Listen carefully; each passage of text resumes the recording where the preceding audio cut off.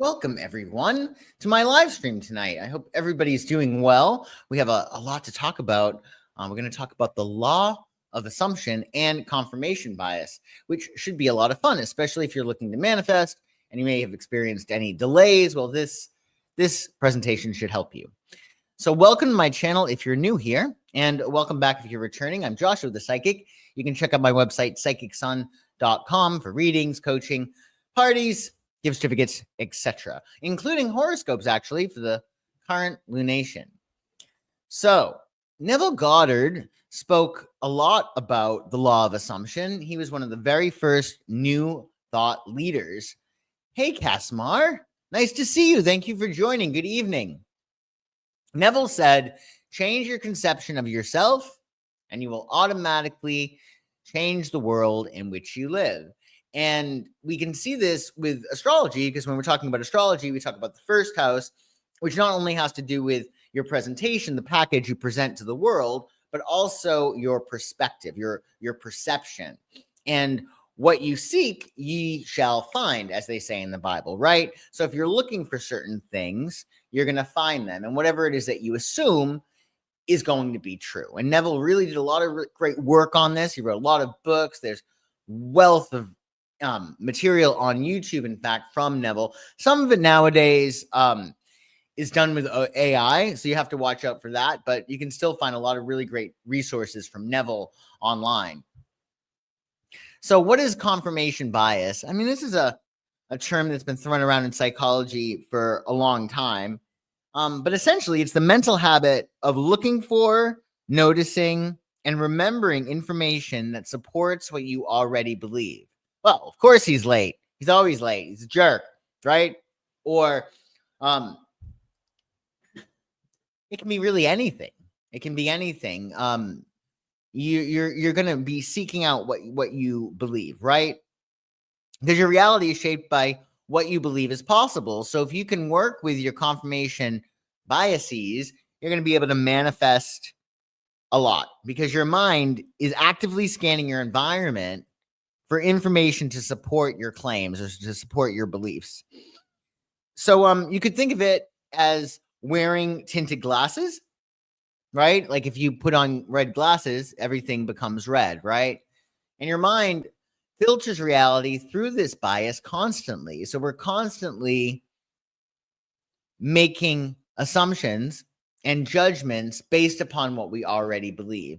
So you can change your beliefs and you're going to change the reality that you see, and then your reality will change. As they say a lot in the law of attraction, it's not seeing is believing, it's believing is seeing. So if you believe something, it's going to become an apparency. You're going to actually see it.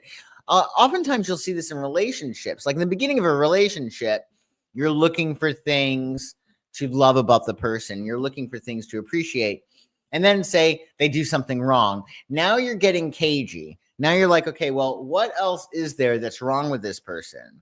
And you're looking for it, and you'll find it. Like if you're looking for reasons to not like somebody, you're going to find those, right?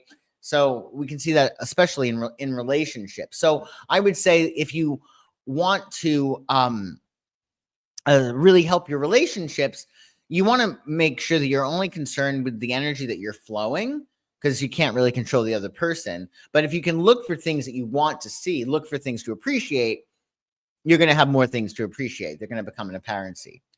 Oh, thank you, Kasmar, for your super chat. Can it affect your mood? Oh, absolutely. Yeah, absolutely, it can affect your mood. So you can assume, for instance, oh, today's going to be a great day, right? I feel like with astrology, it can be good and bad. Like if there's a negative aspect on a Wednesday, let's say, I have that in my head. Oh, there's a square, there's an opposition. I might be looking for things that might be problematic. Whereas if I didn't know there was a square or some kind of negative aspect, an opposition or challenging aspect, then I probably wouldn't have had that bias, and maybe it wouldn't have been problematic. Likewise, with these positive aspects, we have plenty of those too in astrology. You could be looking for things. Oh, today is supposed to be a really lucky day. So yeah, it can totally affect your mood. Definitely. Thank you for your question in super chat. So everyday examples. If you believe people are rude, you're just going to meet rude people all day long, right? You'll notice every bad driver. You're gonna seek it, and you're gonna find it, right? Seek and ye shall find. If you think opportunities are everywhere, that the world is awash with abundance and everything is always working out for you, etc., you're going to spot lots of opportunities. And your belief essentially is your focus, and that relates to your experience. So Seth said, we get what we concentrate on. There's no other main rule. So that's why if you can focus on what you want, you're going to be able to get what you want. Yes. And I always say this, right? Like, it's like a little joke. I don't know if other people say it, but, I'll walk into a market and I'll pick the longest line, and I'll say that. I'm like, of course I picked the longest line, right? And things like that, they can actually set you up for the next time you go to the market, and it's a problem, right? So, yeah, you get what you focus on, and there's no other main rule, Seth says. So that's why visualization is really important, because visualization can actually work with confirmation bias. So one of the easiest things to do and the smartest things to do is to, when you are traveling, if you have to go to the airport, I find it very, very stressful, right? So what I do, and it's been really, really easy for me to get a lot out of it, is say before I'm going to the airport, I'll do a meditation, and I'll fill up my heart with love and spread it throughout my body, and then I'll penetrate it throughout my skin, and then I'll send love to everybody on the road, to the Lyft driver who's picking me up to drop me off at the airport. I'll send love to the TSA line, everybody in line, the people that are at the TSA, the people that are waiting for the plane, the people that are boarding the plane, the pilot, everybody on the plane. You might send love to the people at the hotel, right, where you're staying, whatever it might be. So if you visualize this, sending love to everybody, and then you wind up actually going to the airport, well, then you already have that in your head, right? And you can do this for anything. And I would encourage you to. It's just as a practical thing. You have to go to the market, try it out, Imagine everybody at the market, sending love to them. What it can be, green energy, pink energy, whatever it is that you like. But if you do that, then you have in your mind, oh, I sent everybody love. And then you're walking into that atmosphere. And really, you are sending energy with your thoughts, right? Thoughts become things. So you can use it with visualization, which would be good. I always say I go in the best. Oh, very good, Caspar. I'm glad you do. Yeah, that'll make your trips to the market much better. So your beliefs create your focus, and therefore your experience. So Neville Goddard, he did such great work. He said, assume the feeling of the wish fulfilled, and that is how you can manifest. So you want to persist in that reality. What you assume to be true, your mind and reality rush to confirm. So the feeling state is really key. The other things Neville said is feeling is the secret, because the universe doesn't respond. Hello, sunflowers. Nice to see you. Thanks for joining tonight. So the universe doesn't care what you say. It cares what you feel like, right? Because it's all about energy. And it's a matter of it's neutral. Like if you want to have a terrible experience, that's fine. Like the universe is pretty neutral, and the universe doesn't really care. The universe just gives you what you are. So if you can clock that feeling state, then you're going to be able to exude that, and that energy is going to be going out into the universe. So when we're talking about feeling is the secret, one of the things to do to manifest, your body is the unconscious mind. So say you're looking for a really good relationship. You want to meet this person, and he checks all of your boxes, and it's really convenient, and it's really great, and everything's wonderful. He's beautiful, and he's great in bed. He treats you to great things, spoils you rotten, whatever. What you want to do is clock that feeling state. So what will your body feel like when you're in this relationship? Like, how will you move differently, right? Because motion creates the self. So if you can teach your body how it will feel differently once you get what it is that you want, you're going to shortcut your manifestations. It's going to be a lot faster for you. So if you can focus on the body, number one, that will also keep you in the present moment. And that's where your power is, as we've spoken about. But anything that you're looking for, when this finally happens, how will you feel? Well, you'll probably feel relieved. You'll probably feel happy. Maybe you'll be gloating, right? Maybe you'll be shining. Maybe you'll carry yourself with a little extra pep in your step, right? So you want to teach your body what you're going to feel like when you get what it is that you want. And that is all about your feeling state. So you want to really zone in on the feelings that you want to have, because we can sometimes get used to playing these roles and recycling these old feelings. Now, this video is evergreen. You can watch it whenever, and it's going to be relevant for you. But right now, if you're watching this on May 15th, 3 days ago, we had the full moon in Scorpio. And the full moon in Scorpio can be very, very, very tough. It's bringing up a lot of crap for a lot of people. It raises it to the surface, especially if you have it, say, in your 12th house, really any house, but I would say your 12th house, you're going to really feel it. You're probably going to feel it if it's on the angle, 4th house, 10th house, 7th house, and 1st house. So, and it's not necessarily a bad thing, but it's going to be bringing all this stuff to the surface. A lot of your feelings are going to be more pronounced. Scorpios feel things to the nth degree. So it's important to remember that if you're feeling a lot of things during this transit, and that's May 12th to May 26th, it's telling you, okay, you need to let go of this. This is heavy. And what you really want to do under a Scorpio full moon is release old feelings, send them back to the ocean, and start practicing upon your new moon in Gemini on the 26th of May. You want to start practicing the new vibration, the new feeling state that you're going to be in. So you want to persist in that feeling state. You want to just, remember, if you visualize it first and you clock that feeling and you practice it. Essentially, what should happen is that energetically, there should be no difference with you and your energy body before you get what you want and after, because you have to be a vibrational match to it. So if you can exude that sense of happiness, of confidence, etc., then you're going to be able to manifest faster. Also, that happiness principle is really, really key, because the only reason you want something is because you believe you'll feel better in the having of it. So to give yourself a shortcut, you can just say, okay, I'm going to be as happy as possible. Why? Okay, well, this is on the way, or this already happened, right? So the feeling is really, really key for it. And you want to practice those feelings that you'd feel if you had what it is that you want. So how does the confirmation bias and law of attraction, the law of assumption rather, work together to help you manifest? Well, number one, you want to assume the reality you desire is already true. So theoretically, time is happening simultaneously, past, present, and future.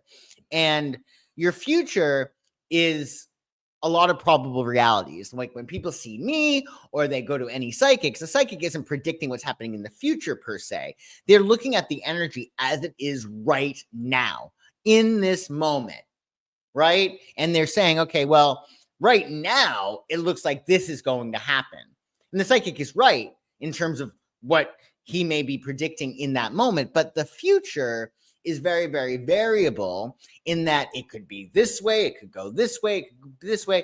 There are multiple timelines that the future could go. When a psychic reads you, what they're looking at is the most probable timeline based on the now. So what you want to do, though, for whatever it is that you want to play over in your head how you want things to go. This would be great. Wouldn't this be awesome, right? You want to think of all the great things that could happen. And you don't want to pay any mind to your worst case scenarios. You want to think, well, that could be good or something better, right? Because you're creating your reality as you go along. And because there's all these multiple timelines, you don't want to give any attention to timelines that you don't like. And you want to focus on those timelines that would be best for you. And again, remember, your body is your physicality. Your body is earth, it's manifestation. So if you can teach your body, okay, this is what I'm going to feel like when I get this new job. This is what I'm going to feel like when I'm madly in love, or whatever it is that you want, because that's going to help you ground yourself to the timeline that is preferable. And that's what you want. You want the timeline to be great. So when you're manifesting, this is going to be really important come that new moon in Gemini on May 26th. You want to really think, okay, well, this is the situation. This could be good. That could be good. This could be good. And you want to play it over in your mind. And again, clock that feeling state and teach your body how that's going to feel, right? And then it's a more likelihood of it happening because, again, then you have the confirmation bias that kicks in. So you can really use these together. So 2, confirmation bias finds evidence to support it. So once you assume the reality you want, confirmation bias, you're going to be looking for evidence. You're going to be looking for evidence, right? So say you send love to everybody at the airport before you go on your trip, and your TSA guy smiles at you or doesn't make you take your shoes off or whatever. Okay. And you're confirming your bias, right? And then what happens is you act differently and then you create new results, right? Because if you're walking into a room and you think everybody's going to be against you, that's a more likelihood of happening, right? Because we're all telepathically linked. So we're all giving each other, especially when we're in person or in the same proximity, we're sharing these messages with each other. So you really can't have negative dialogue in your brain about somebody and them not pick up on it. They might not act like they know, but they know on some level. So one of the things that's cool about this is if you have in your head, oh, I sent love to the TSA, they know, they're catching up on that. It's sort of a matter of, did you ever meet somebody and you just don't like them? And there's no logic behind it. There's just something about them. You can't quite put your finger on it, but something about them you don't like you. Don't know why. And you really can't do anything about it because you have no real rational reason. But what's happening is you're probably picking up on something mentally that they are thinking or that they normally think, right? Or it might be a matter of their thoughts have created an emotional vibration around them that you find to be unappealing or negative, right? So we're always communicating with other people. That's why, the best thing to do is to make sure that you're being very, very positive and loving to everyone, because at the end of the day, we're all interconnected, right? And theoretically, when we see somebody that we don't like, that's us. Same thing when we find somebody that we really, really, really like. We're seeing latent traits within ourselves that they're epitomizing, right? So it all comes back to you. And the more you can unconditionally love yourself and be accepting of yourself and love every single thing about yourself, what's going to happen is that's going to reflect back to you, and you're going to deal with people who are really enjoyable, people who you just naturally like. So that will really be helpful as well. So you act differently and you create new results, right? If you're believing something, you're gonna create differently. You're gonna manifest it through the actions that you take. So, quick exercise you might want to try this week, or next week.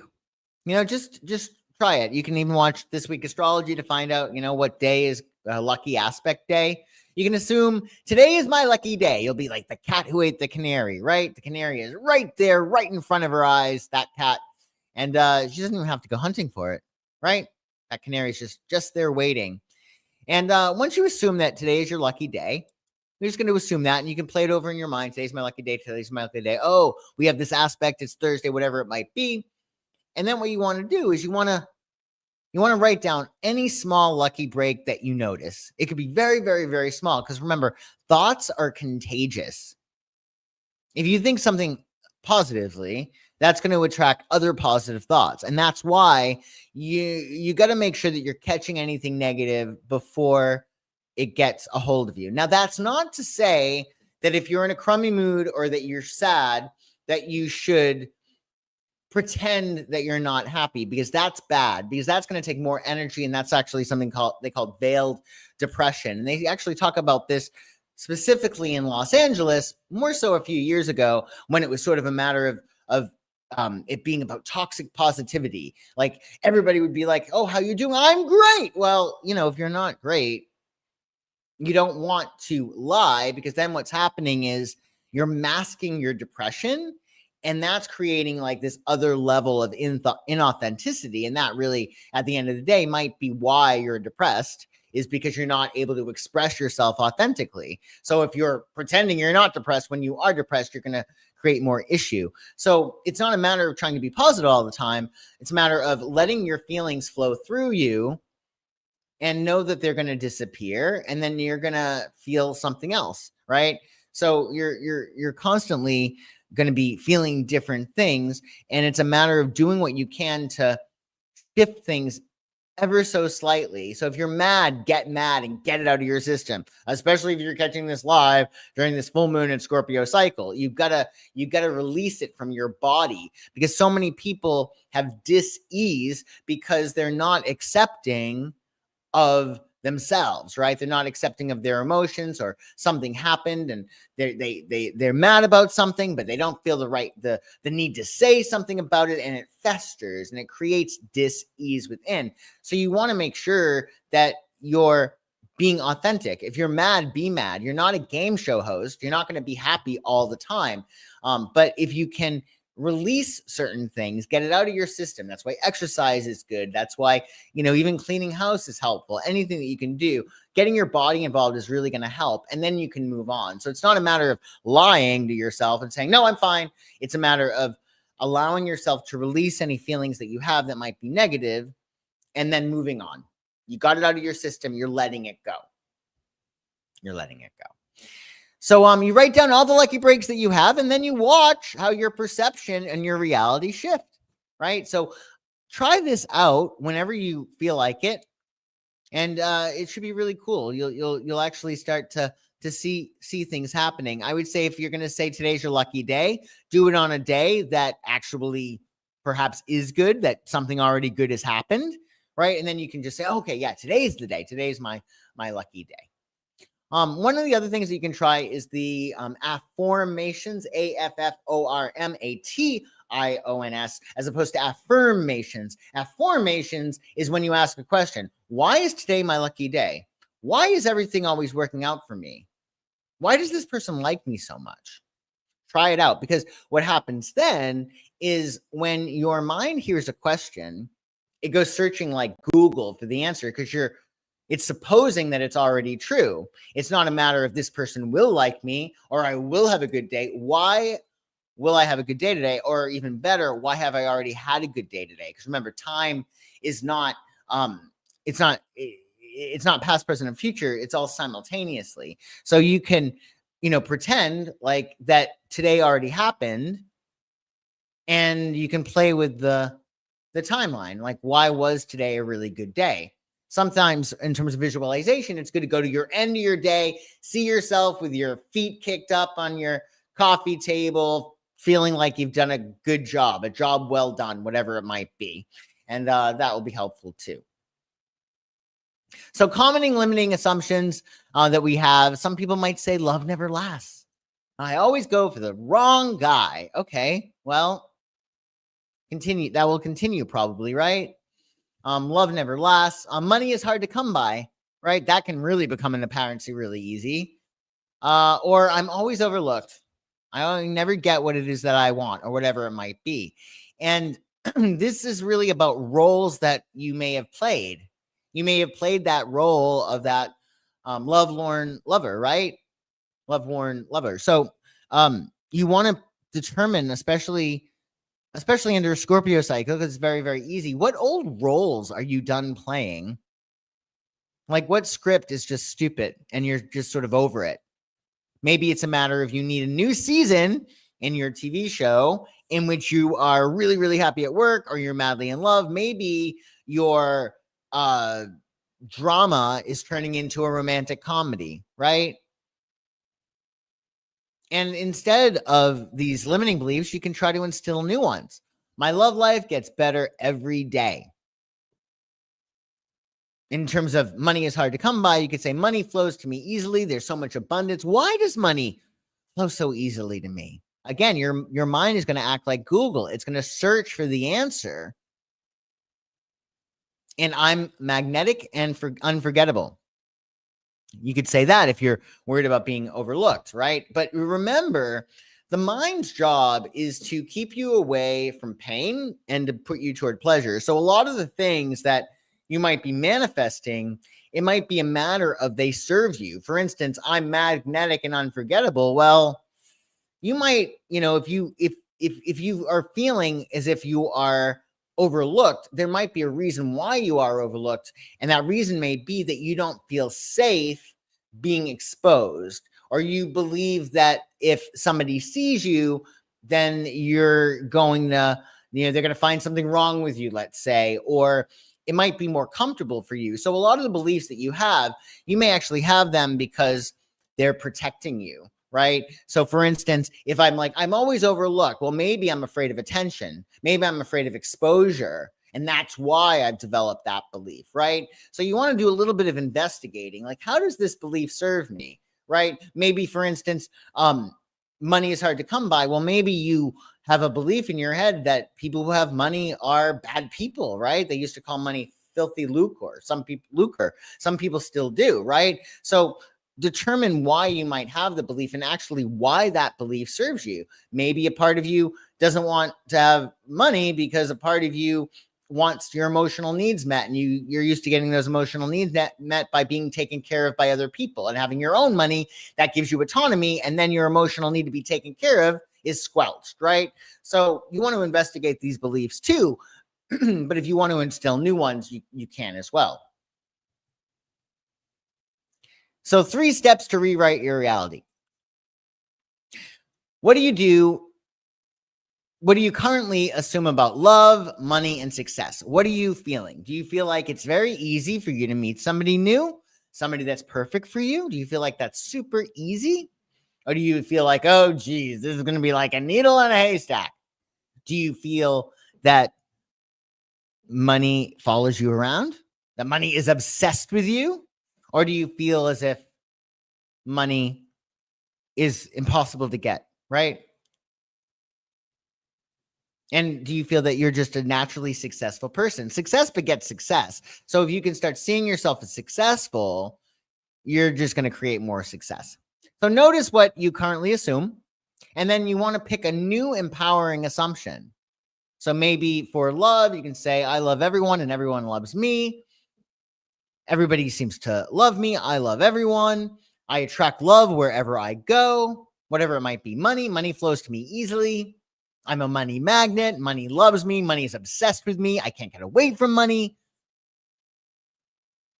Or success. I'm a very successful person. Success follows me wherever I go. So pick your new empowering assumption. And then you're going to look for it. So you're going to practice it, right? You want to feel good about it. Like, you can't really fake it. Meaning you don't want to say, for instance, I attract success wherever I go and feel like a failure. Like, that's not going to work. You got to exude that. You got to play the part.